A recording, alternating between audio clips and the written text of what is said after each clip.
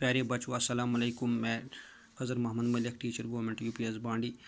एक लेसन जिसका नाम वुमन कास्ट एंड रिफॉर्म 2 दिन पहले शुरू कर चुका हूँ। आज इसका टॉपिक है वर्किंग टुवर्ड्स चेंज। हिंदुस्तान में कास्टिज़म था, औरतों की तालीम न होने के बराबर थी, और सती एक ऐसा समाजी मैनस था कि एक औरत को ज़िंदा जलाया जाता था और अनटचेबल्स की मंदिरों के अंदर एंट्री नहीं थी। लेकिन कुछ ज़हीन और कुछ बागैरत लोग सामने आए तो उन्होंने इसके खिलाफ आवाज़ उठानी शुरू की।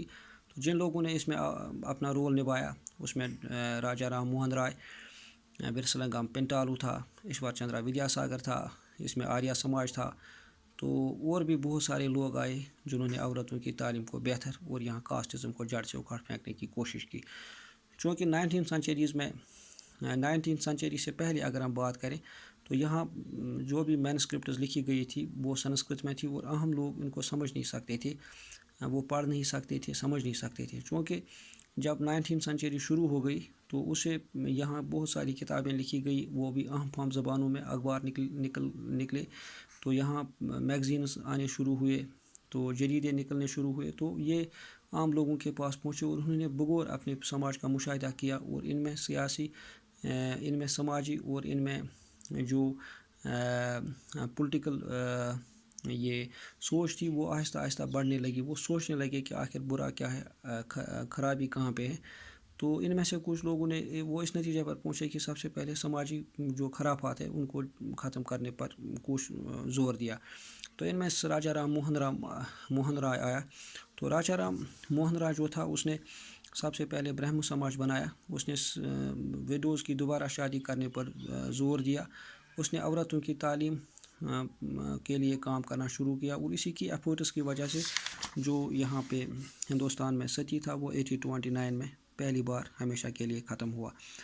तो ये राजा राम मोहन राय ने अपनी ज़िंदगी में करके दिखाया।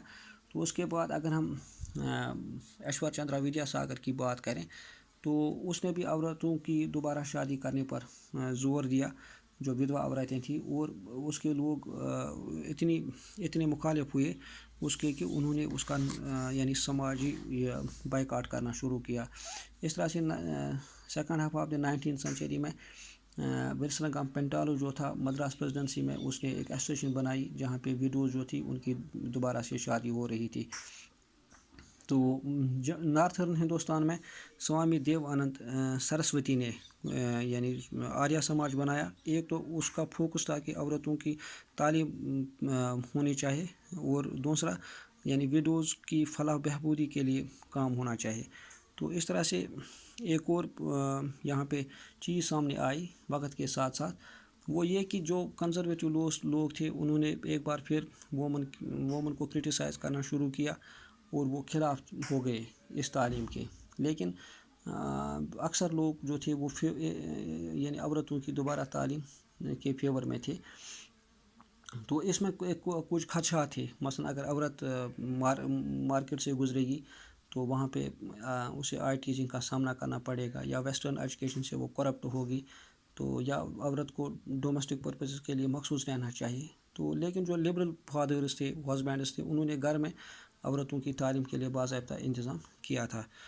तो एक और रेश सुंदारी डिवी की अगर बात की जाए तो उसने सोशल एंड पॉलिटिकल लाइफ के नाम से जो एक किताब लिखी।